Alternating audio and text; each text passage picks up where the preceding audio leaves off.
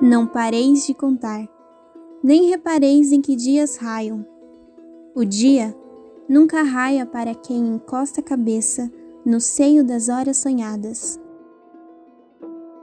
Saudações, estudantes desesperados! Sonhando muito com aquela vaguinha especial na faculdade? Ai, Gia, eu tenho certeza que sim, mas pode ficar calmo que tá quase lá. Esse sonho tá quase se tornando realidade. E por falar em sonho e realidade, nosso livro de hoje fala justamente disso. Eita, mas peraí, tão rápido assim? Não é melhor a gente se apresentar primeiro? Putz, foi mal, é verdade, peraí. Eu sou a Gi. E eu sou a Camila, e esse é mais um...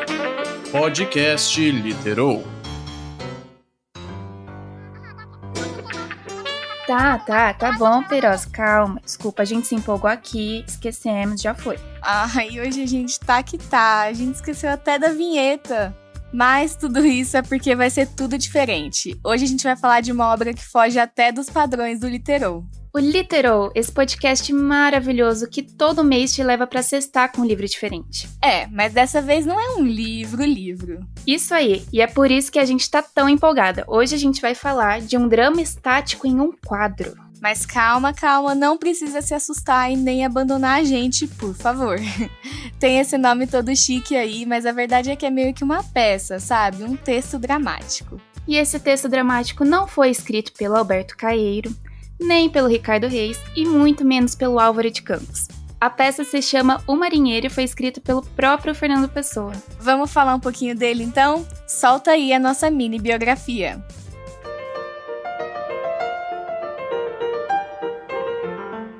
Nas entrelinhas.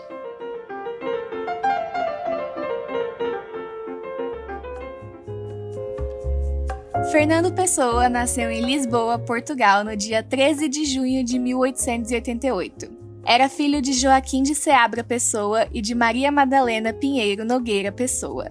Porém, aos 5 anos de idade, perde seu pai por causa da tuberculose e logo no ano seguinte, seu irmão recém-nascido. Mas nessa mesma época, o nosso menino prodígio já cria o seu primeiro heterônimo, o Chevalier de Paz. Nossa, capaz, gente. Com 5 anos, nessa época eu tava, sei lá, comendo terra. Menino precoce, né? Bom, um tempo depois, a mãe se casou de novo e a família se mudou para a África do Sul. Lá ele estudou em um colégio de freiras irlandesas e teve uma educação inglesa. Putz, olha esse mix de culturas, hein? Haja influência. Fluência também, já cresceu bilíngue nosso Fernandinho People. Ele começou a escrever poemas com 13 anos e em inglês ainda. A adolescência rebelde do nosso querido foi recheada das obras de Shakespeare, John Milton e Edgar Allan Poe. A sua paixão pela literatura era tão grande que, para ter tempo para ler e escrever, ele recusou vários bons empregos. Nossa, queria eu poder recusar job assim. Um dia a gente chega lá, Camila. Em 1908, passou a trabalhar como tradutor autônomo em vários escritórios comerciais. Mas assim como todos os ícones que passam nesse podcast, durante a sua vida ele foi muita coisa além de poeta, dramaturgo e tradutor. Pois é, teve carreira de filósofo, ensaísta, publicitário, astrólogo, inventor, empresário, correspondente comercial, crítico literário, comentarista político. Tá bom. Já deu pra entender que ele era brabo mesmo. E além disso, ele participou da revista Orfeu, a pioneira do modernismo português, junto com outros autores portugueses e o brasileiro Ronald de Carvalho, que a gente faz questão de citar, né? Porque é BR. E aí nessa revista babadeira que causou muito escândalo em 1915, Pessoa publicou tanto como ele mesmo, quanto como Álvaro de Campos, um de seus heterônimos mais famosos. Aliás, fica ligado que a gente vai falar desses escândalos mais pra frente, hein? Mas por falar em heterônimos, o que é isso mesmo? Então, nosso Fernandinho gostava de dar nomes e personalidades completas para os seus principais eulíricos, digamos assim. Muita gente fica por aí falando que ele era Lelé da Cuca, né? Mas a gente só acha que ele era um gênio incompreendido mesmo.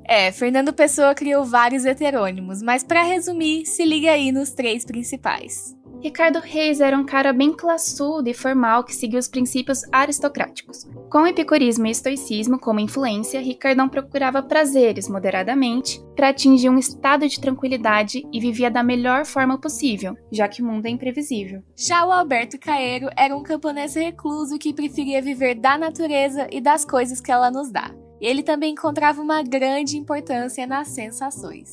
Nosso querido Gratiluz é o poeta lírico que restaura o mundo em ruínas e era hater dessa galera filósofa. Para ele, tudo é o que é, e é assim porque assim é. Namastê. E por fim, Álvaro de Campos, bem moderno e revolts da vida, teve 3 fases poéticas diferentes. Ele começa exprimindo tédio, cansaço e necessidade de novas sensações, assim como todo mundo na quarentena. Depois exalta o progresso técnico para honrar o seu job de engenheiro, e aí chuta o balde mesmo e vem com a fase pessimista, cheia de frustrações.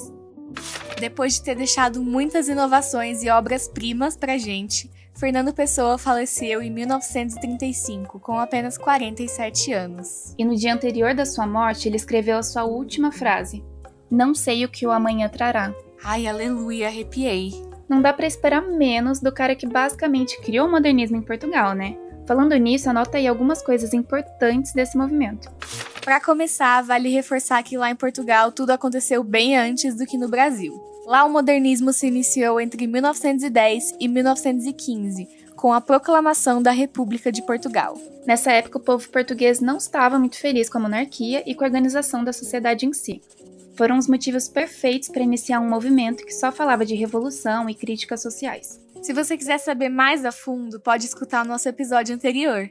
Nele a gente focou bastante no modernismo brasileiro, que acabou sendo influenciado pelo de Portugal. Uma coisa que é bem diferente entre os dois modernismos são as fases. Em Portugal também tivemos 3, mas elas foram chamadas de orfismo, presencismo e neorrealismo. Mas e o Fernando Pessoa? Bom, no geral ele é considerado um autor modernista, mas não se assuste se encontrar alguma obra dele que se encaixe em outro estilo. Como ele era uma hidra lusitana e tinha seus vários heterônimos, é comum que eles também se aventurem por outros estilos literários. Mas vamos logo pro assunto principal de hoje. Bora navegar nas mesmas águas que esse tal marinheiro aí.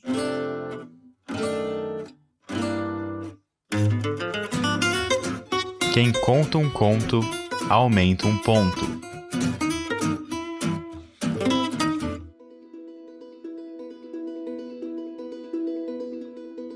Acho legal a gente relembrar que hoje é dia de estreia aqui no Literou, porque vamos falar de um gênero diferente. Isso aí! O livro O Marinheiro é, na verdade, uma peça, um texto dramático.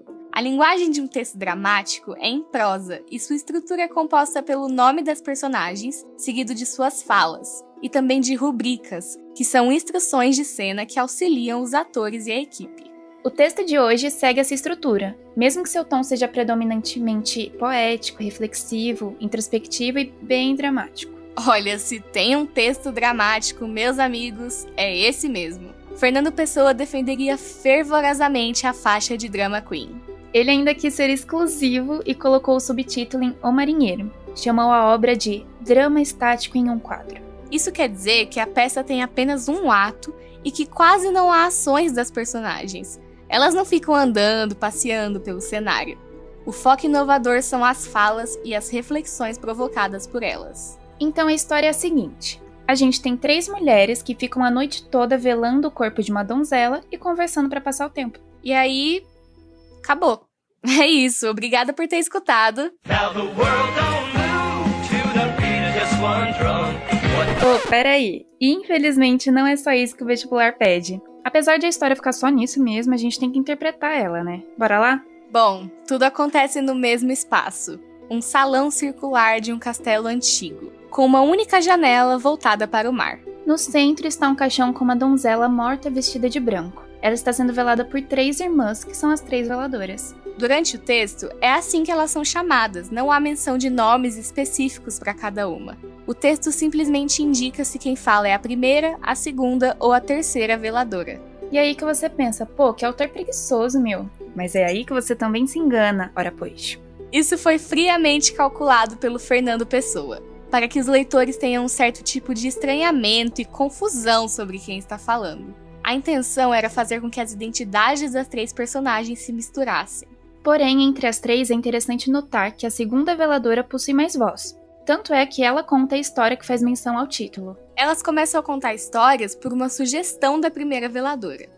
Ela até conta uma historinha sobre os lugares em que ela viveu, se perguntando se ela foi feliz em cada um deles. Mas como a gente disse, o holofote fica com a história da segunda veladora. Ela começa a contar um sonho que ela teve com um marinheiro. Esse marinheiro naufragou e ficou perdido em uma ilha deserta. Não se lembrava das origens de sua própria pátria e sofria por causa disso. Para passar o tempo, ele começa a criar uma nova pátria. Com os próprios pensamentos e reflexões, ele criou um mundo idealizado e utópico, chegando a imaginar, além do próprio lugar de origem, outros países e outros mundos que ele nem chegou a conhecer, mas ficava imaginando. Até que um dia, ele cansou desse lenga-lenga todo. Queria resgatar a sua verdadeira pátria, mas acabou não tendo sucesso. Toda a sua vida era fruto daquela pátria falsa que tinha construído durante anos e anos. Nesse momento, uma boa interpretação de se fazer é o quanto essa história se assemelha aos ideais propostos pelas poetas saudosistas. É, exatamente. Enfim, o sonho da segunda veladora continua. Ela diz que um dia um barco passou pela ilha, mas o marinheiro não estava mais lá. As outras irmãs, curiosas, perguntam onde ele estava e como o sonho terminava. E a resposta que elas recebem é bem meia-boca, viu? A segunda veladora disse que não sabia como acabava, nem ao menos sabia se iria acabar. E no meio de tantas histórias, a noite inteira passou sem que elas percebessem. O dia amanhece e a peça acaba com um galo cantando. E esse simples galo deixa bem claro que realmente é um texto de Fernando Pessoa, que adorava escrever sobre sonhos e brincar com esse conceito do que é sonho e do que é realidade. Tanto que se a gente for pensar, a peça inteira pode ter se passado dentro de um sonho. Afinal, as próprias veladoras chegam a suspeitar que elas mesmas podem não existir. A segunda veladora levanta a hipótese delas serem nada mais do que parte do sonho do marinheiro. E é importante lembrar que mais ou menos nessa época tiveram muitos movimentos artísticos pipocando pela Europa. Eram as famosas vanguardas europeias, e pode ser que o surrealismo, ou melhor, um pré-surrealismo, tenha influenciado a mente do nosso Fernandinho na escrita de O Marinheiro, já que ele vivia no meio dessa farofa toda aí da Europa. Outros elementos, como a indefinição do tempo, indicam que tudo pode estar se passando em um mundo onírico. Lembrando que o próprio texto menciona, não haviam relógios no quarto. Peraí, então a gente nunca vai conseguir saber o que é sonho e o que é real nessa peça? Basicamente. As veladoras têm todo esse conflito interno de ficarem com medo da realidade do marinheiro prevalecer sobre a realidade delas. Cara, que doideira! Agora faz sentido aquela história de que o Fernando escreveu a peça numa noite de insônia. Verdade. Mas vamos sair dessa confusão mental para entrar numa confusão real. Agora é a hora favorita de todo mundo. Vamos descobrir o lado tóxico por trás de tudo isso.